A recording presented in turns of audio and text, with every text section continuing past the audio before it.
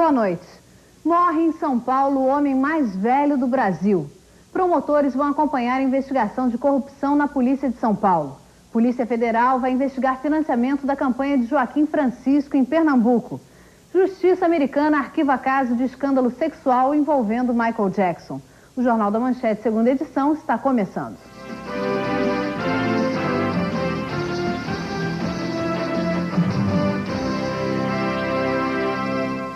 O Exército e a Polícia Federal vão atuar juntos para garantir a segurança das eleições de 3 de outubro. A polícia vai ter que deslocar agentes para 2 estados da Federação, Alagoas e Pará. A Polícia Federal já estava de sobreaviso. No encontro de hoje do presidente do TSE, ministro Sepúlveda Pertence, com o coronel Wilson Romão, veio a confirmação. A Polícia Federal vai ter que deslocar agentes para 2 estados. No Pará vai ser preciso garantir a segurança do prédio do TRE. E em Alagoas, 100 policiais federais terão que fazer a segurança dos juízes.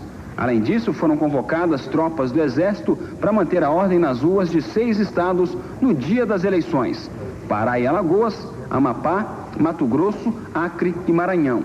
Apesar desse aparato, o diretor do Departamento de Polícia Federal prevê a eleição mais tranquila da história do Brasil. Eu acho que vai ser tranquilo demais. Agora, tem alguns estados que ainda a política é um pouco rasteira. Tem um pessoal que se envolve. Mas quando chega a tropa do Exército e chega o nosso pessoal, a coisa se resolve. Eu não conheço nenhum caso de eleição no Brasil que não se resolva tranquilamente. Nesta quinta-feira, o coronel Wilson Romão define os detalhes da segurança em Brasília. O certo é que ela vai ser muito rigorosa. Os jornalistas, por exemplo, só vão ter acesso aqui ao prédio do TSE no dia da eleição se tiverem credencial com foto. Outra medida preventiva já adiantada pelo coronel Romão é uma varredura que vai ser feita em todo o prédio no dia 2 de outubro. O candidato do PT, Luiz Inácio Lula da Silva, disse no Rio que a queda da inflação não foi novidade, porque já estava prevista. Segundo Lula, o importante é que os baixos índices sejam verdadeiros. A preocupação que eu tenho demonstrado durante toda a campanha é que essa inflação baixa pode ser apenas uma questão eleitoral. E nós queremos que seja definitiva, nós queremos agora é que se comece a pensar no Brasil na geração de empregos, na distribuição de renda, porque também conta muito para o trabalhador ele poder participar, né, do desenvolvimento do país e poder trabalhar e por isso ganhar um salário. Nos últimos dias o senador Fernando Henrique Cardoso tem adotado uma postura assim de já ganhou. Ontem ele chegou quase a dizer que, como presidente, chegou a parar no meio do caminho. E alguns comícios, inclusive, dele no Nordeste, por divergências dos jornais, já foram cancelados. No entanto, a tua agenda continua aí bem acelerada. Mas você está avaliando esse clima aí, faltando poucos dias para a eleição, dele já ganhou? Olha, primeiro, ele não tem tido um volume de campanha. Se você analisar a campanha dele via comício ou via manifestações públicas, é muito pequena. Inclusive, tem levado pouca gente em praça pública. Quem achar que ganha antes do fim da eleição é uma bobagem muito grande. Queda na cotação do ouro e do dólar. As bolsas voltam a disparar. Veja agora os indicadores financeiros e os rendimentos da poupança para esta quinta-feira. As cadernetas de poupança que aniversariam nesta quinta-feira têm rendimentos de 2,9%.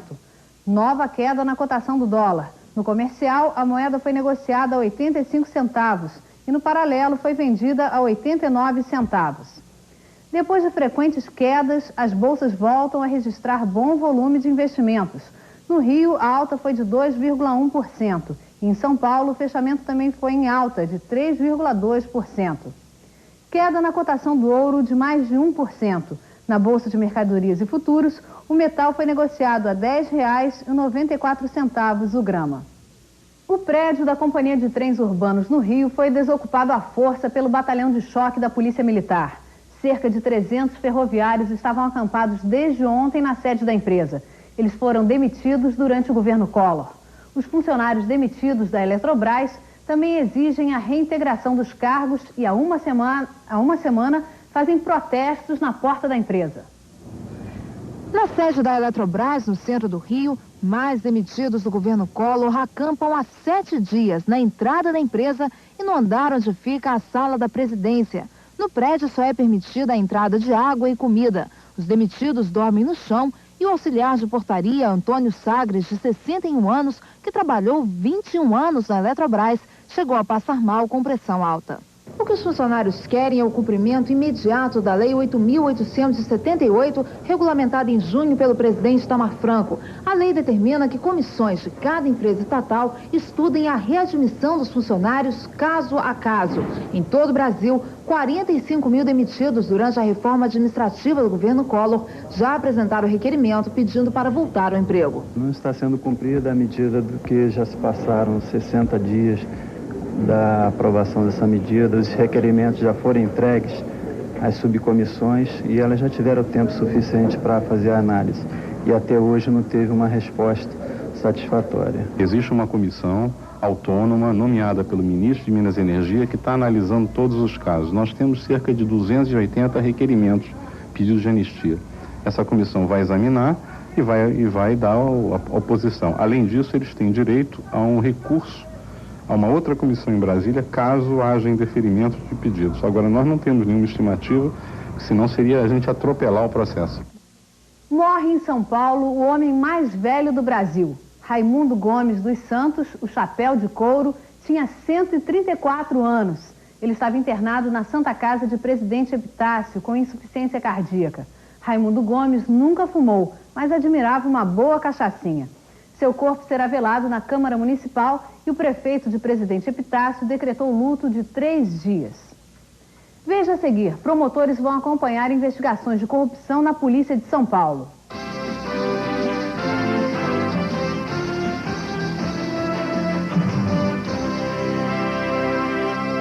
O delegado Paulo Lacerda, da Polícia Federal, vai pedir a abertura de um novo processo para investigar o financiamento da campanha de Joaquim Francisco em Pernambuco. No depoimento ao delegado Paulo Lacerda, da Polícia Federal, Paulo César Farias confirmou ter dado 8 milhões de dólares para Joaquim Francisco fazer a campanha do ex-presidente Fernando Collor em 89 e a do governo de Pernambuco em 90. Foram 5 milhões no primeiro ano e 3 milhões no segundo, pagos em dinheiro ou depositados em contas bancárias. PC disse que não sabia que os depósitos eram feitos em contas fantasmas. Garantiu que não conhece Fábio Catão, que acusou o senador Marco Maciel de ter recebido parte desse dinheiro para se eleger ao Senado e que não deu dinheiro para Maciel, mas apenas para a campanha do PFL ao governo de Pernambuco. O senador Marco Maciel, segundo afirma categoricamente o empresário Paulo César Farias, jamais solicitou qualquer ajuda de campanha, jamais recebeu, por isso mesmo, do empresário Paulo César qualquer ajuda de campanha. Declarou ainda o empresário que sequer conhece pessoalmente o senador Marco Maciel. O candidato do PSDB, Fernando Henrique Cardoso, não ficou preocupado com as declarações de Paulo César Farias. Segundo ele, PC não disse nada de novo que venha comprometer o senador Marco Maciel. Mas Fernando Henrique Cardoso fez duras críticas ao candidato do PT, Luiz Inácio Lula da Silva, que disse a uma revista espanhola que a eleição brasileira é ilegítima e está cheia de irregularidades. Nós não podemos dizer lá no exterior que o Brasil está vivendo um clima de intranquilidade, quando isso não é verdade. São 95 milhões de eleitores que vão para a urna, quer dizer, com toda a tranquilidade. Olha, eu acho que a gente tem que ter serenidade. Eu até faço um apelo, pela amizade que eu tenho pelo Lula, pelo carinho que ele sempre, o Brasil sempre manifestou frente a um líder sindical valoroso. Peço ao PT, não leve o Lula a fazer essas coisas, fica muito mal. A denúncia de corrupção que abalou a Polícia Civil de São Paulo vai ser apurada pela Corregedoria e acompanada por 7 promotores. A ideia é agilizar o processo para apontar os envolvidos em corrupção. Praticamente toda a cúpula da Polícia Paulista está sendo acusada de corrupção. O corregedor da Polícia Civil, Rui Stanislau, que vai comandar as investigações sobre a denúncia feita pelo ex-informante da Polícia de São Paulo, apresentou hoje à tarde os 2 delegados que vão acompanhar o inquérito. João Capuzete Neto será o responsável pela sindicância administrativa e Antônio do Carmo de Souza ficou com a parte operacional do caso. A denúncia que abalou a Polícia Civil de São Paulo envolve 47 policiais, entre delegados e investigadores. Eles são acusados por José Gonzaga Moreira, o Zezinho de Ouro, de participarem de roubos de carros fortes, tráfico de drogas, extorsões e outros crimes.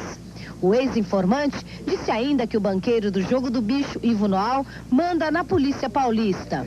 O grande estrago já foi feito, agora cabe a nós aqui da Corregedoria um trabalho hercúleo, provarmos a veracidade ou não dos fatos e mostrando a toda a população de São Paulo que a população pode realmente confiar na Polícia Civil de São Paulo e que os maus elementos serão, não tenha dúvida, expurgados da nossa instituição.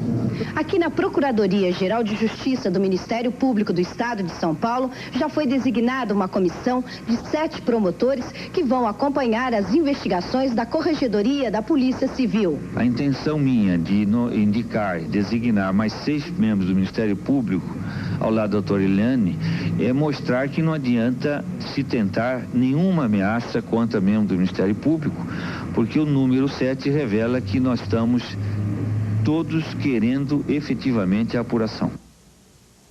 Chacina no subúrbio do Rio. 7 pessoas, entre elas 4 crianças, foram encontradas mortas dentro de um carro. Os corpos estavam carbonizados. Por volta das 3 horas da manhã, um grupo de homens invadiu esta casa em Irajá, subúrbio do Rio. Encapuzados e usando coletes da Polícia Civil, eles levaram Maria Rita Ferreira, de 42 anos, que dormia na sala, e a filha dela, Dilma, que estava no quarto. Daqui, os homens foram até uma casa próxima, no mesmo bairro. Lá encontraram Simone, outra filha de Maria Rita, que também foi levada. Depois, os homens foram até a favela de Acari, no subúrbio da cidade, buscar uma mulher conhecida como Da Luz e os 2 filhos dela. Os corpos foram encontrados carbonizados hoje cedo, perto da favela Para Pedro, em Irajá, no banco de trás e na mala deste Santana roubado com placa de São Paulo, que foi usado pelos assassinos. Além das 6 pessoas desaparecidas, estava o corpo de um homem. No capô do carro, a marca da organização criminosa Comando Vermelho. A polícia ainda não sabe o motivo da chacina. Um empresário paulista foi perseguido por 2 carros com vários homens armados na zona norte do Rio. A polícia foi acionada, mas não adiantou. Os bandidos contra-atacaram com metralhadoras e granadas. O empresário estava num carro Apollo com mais 3 pessoas no bairro de Bom Sucesso. Vários homens num Gol e num Monza perseguiam o carro do empresário e começaram a atirar. Ao tentar escapar, o Apollo se desgovernou e acabou invadindo um barraco da favela Riacho Doce. No barraco moravam um casal e 2 filhos. Ai, foi horrível. Deus me livre, não gosto nem de pensar nisso de novo. E as crianças? As crianças, graças a Deus, estão bem, ficaram assustadas, choraram muito. Os bandidos ainda voltaram ao local do acidente e fizeram vários disparos contra o carro do empresário. A polícia chegou a tempo e perseguiu os bandidos. Houve trocas de tiros, mas a viatura policial acabou sendo atingida por uma granada. Os ocupantes do Apollo sofreram ferimentos leves.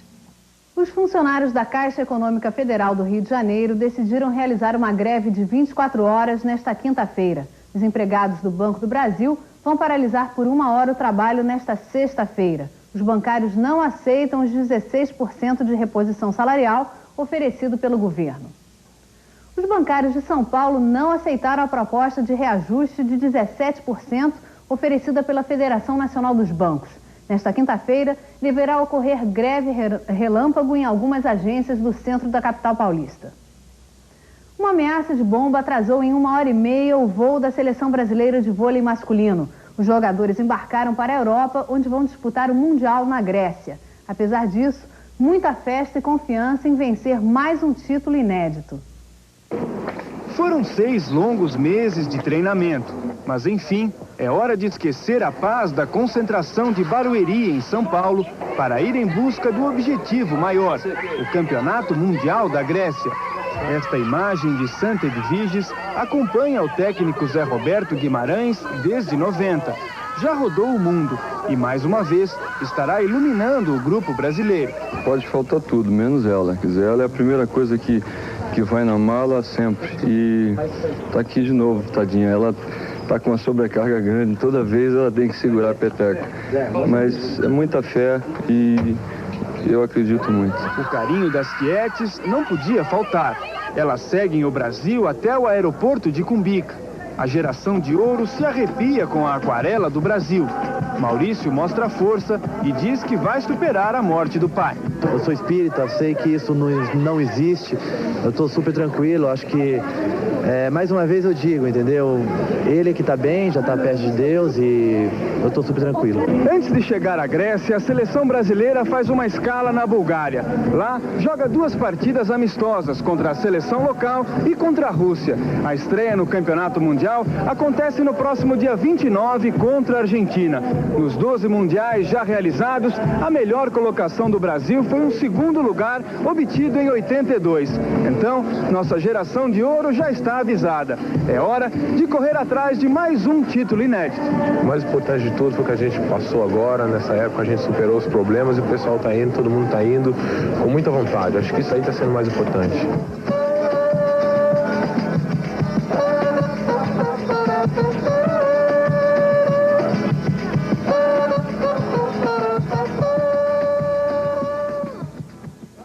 Veja a seguir, Brasil volta a investir em ciência e tecnologia.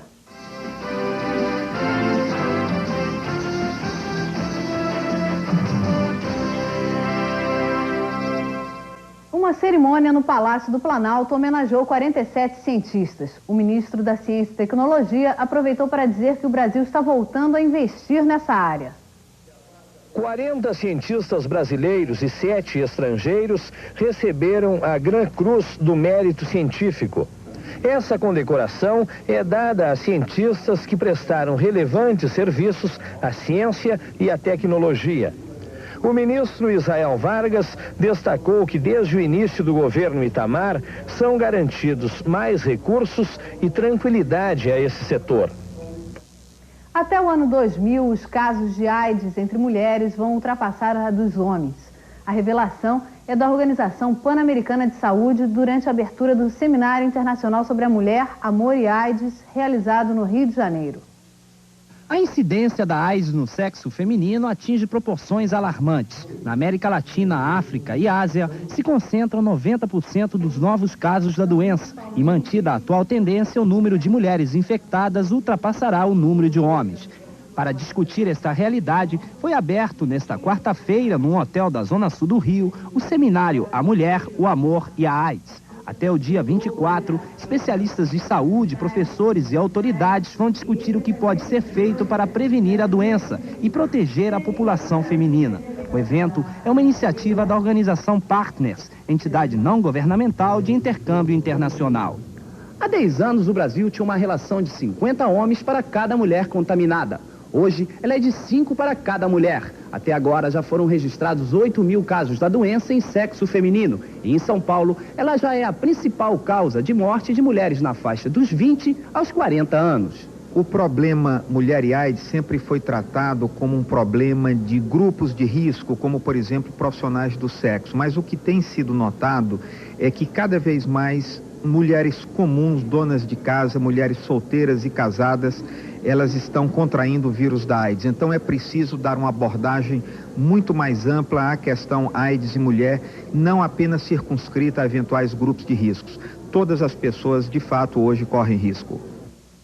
A Prefeitura de Belo Horizonte foi condenada a pagar uma dívida de 288 milhões de dólares à construtora Andrade Gutierrez. A dívida representa 2/3 do orçamento anual do município e teve origem em obras e serviços realizados na cidade no período de outubro de 85 e novembro de 88. A decisão veio do Tribunal de Justiça do Estado. A Prefeitura de Belo Horizonte deve e vai ter que pagar cerca de 288 milhões de dólares, o equivalente a 195 milhões de reais para a construtora Andrade Gutierrez. A dívida, reconhecida em novembro de 1988, é referente a contratos de obras de canalização do Arrudas, construção do complexo da Lagoinha e retirada dos aguapés da Lagoa da Pampulha. O procurador-geral do município afirmou que a prefeitura vai recorrer da decisão no Tribunal Superior de Justiça. De acordo com a prefeitura, o pagamento da dívida significa a paralisação dos investimentos com recursos próprios do município por quase 2 décadas, ou a suspensão de qualquer atividade ou serviço público em Belo Horizonte por 8 meses. Para dar entrada no recurso, a prefeitura está aguardando a publicação do acórdão. O acórdão pode ser publicado a qualquer momento, estamos aguardando apenas as notas taquigráficas do Tribunal de Justiça e a partir daí a Prefeitura terá 30 dias para interpor os recursos.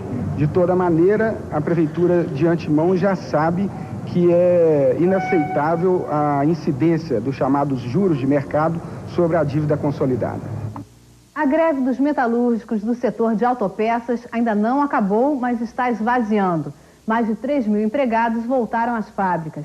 O sindicato está negociando individualmente com cada empresa. Enquanto isso, o PROCON divulga pesquisa sobre o mercado de autopeças. Os produtos chegam a variar de preços em até 260% de uma loja para outra. O levantamento de preços de 114 itens de autopeças feito pelo PROCON em 19 lojas da capital no último dia 2 de setembro mostra que o consumidor precisa rodar se não quiser ter prejuízos. Enquanto o limpador de para-brisa do Monza 1.889 custa R$ 5,46 numa loja, numa concessionária a mesma peça sai por R$ 16,28. Na hora de comprar uma autopeça, o consumidor o mais apressado pode sentir no bolso o resultado da pressa. E aqui vai um exemplo bem claro. Este farol assimétrico do Gol 1.689, de acordo com levantamentos do PROCON, tem lojas que vendem a unidade por R$ 19,20. Enquanto outras têm o mesmo produto por R$ 69,24, uma diferença de preços de 260%. Os varejistas do setor explicam que a qualidade dos produtos é a mesma das concessionárias. Por que uma loja vende tão caro e a outra consegue vender tão barato? Porque nós, do mercado independente, não temos as montadoras como intermediária. Nós compramos diretamente do fabricante e revendemos a um preço bem mais acessível. Como é que esta loja, no caso, vem fazendo para conseguir vencer a concorrência? A gente opta por alto giro e lucro mais baixo. Segundo a pesquisa do PROCON, a variação média em real entre os preços ficou em 9,65%. O próprio consumidor vai fiscalizar, no sentido de que ele comprando o que é mais barato, ele vai estar forçando o fornecedor a também estar vendendo a preços mais competitivos. Veja a seguir as principais notícias internacionais.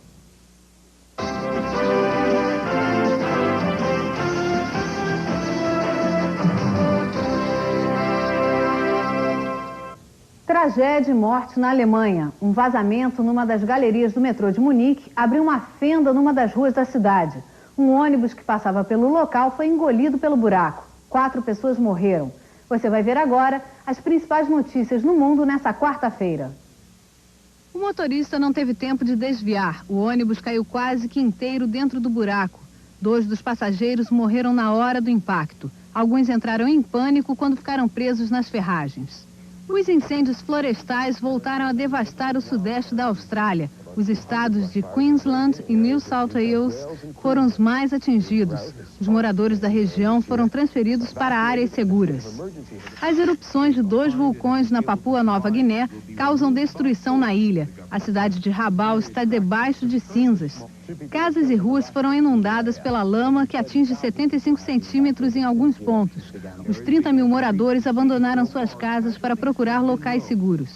O presidente deposto do Haiti, Jean-Bertrand Aristide, voltou atrás e elogiou o acordo feito entre o governo dos Estados Unidos e os militares haitianos. Ele se encontrou nesta quarta-feira com o secretário de Defesa americano, William Perry, e o comandante das Forças Armadas, John Saakashvili, no Pentágono. Aristide elogiou o presidente Clinton e disse que a democracia no Haiti vai renascer graças à interferência do ex-presidente Jimmy Carter. No Haiti, mais uma tropa chegou ao aeroporto da capital, Porto Príncipe. Os militares proibiram qualquer manifestação nas ruas da cidade. O cantor Michael Jackson conseguiu se livrar da acusação de assédio sexual a um garoto de 13 anos. O escândalo foi manchete no mundo inteiro em agosto do ano passado. O astro do pop sempre negou as acusações, mas em janeiro fez um acordo milionário com a família do adolescente. O Cruzeiro de Belo Horizonte conseguiu a classificação para a segunda fase da Supercopa da Libertadores ao golear agora à noite no Mineirão o Olímpia do Paraguai por 4-0. Nas quartas de final, o Cruzeiro jogará com o vencedor de Flamengo e Estudiantes de La Plata da Argentina. Marcaram para o Cruzeiro Rogério de falta, Nonato de pênalti, Cleison e fechando a goleada, Odemilson com um irregular gol de mão. O mestre da Soul Music está em São Paulo. Otis Clay é um dos grandes nomes da música negra americana, ao lado de Aretha Franklin, William Pickett. Na casa de jazz Bourbon Street, ele promete soltar os bichos, cantando o melhor do blues, spirituals e gospel. Otis Clay é aclamado e reconhecido como um dos melhores intérpretes da Soul Music nos Estados Unidos, mas não se pode classificar o trabalho deste mestre. Com certeza, abusa da criatividade do dom de cantar. Pela segunda vez no Brasil, Otis Clay se apresenta ao lado de uma das mais competentes bandas de Chicago, a Fire Band, formada por 7 integrantes e liderada pelo jovem veterano guitarrista Rico McFarlane, ex-B.B. King. Quem já ouviu cantando sabe que sua comunhão com a plateia mantém viva a energia da música.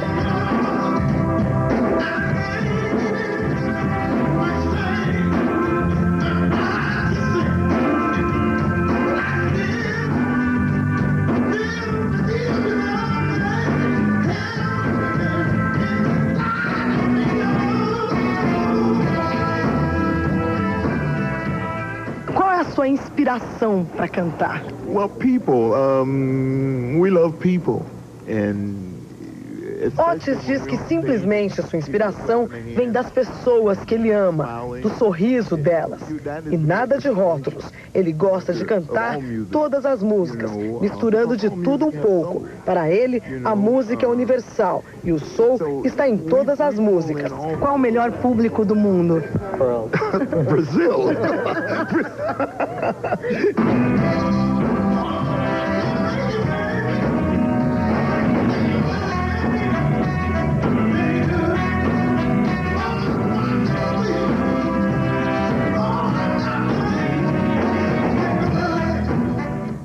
O Jornal da Manchete, segunda edição, termina aqui. Nós voltamos amanhã.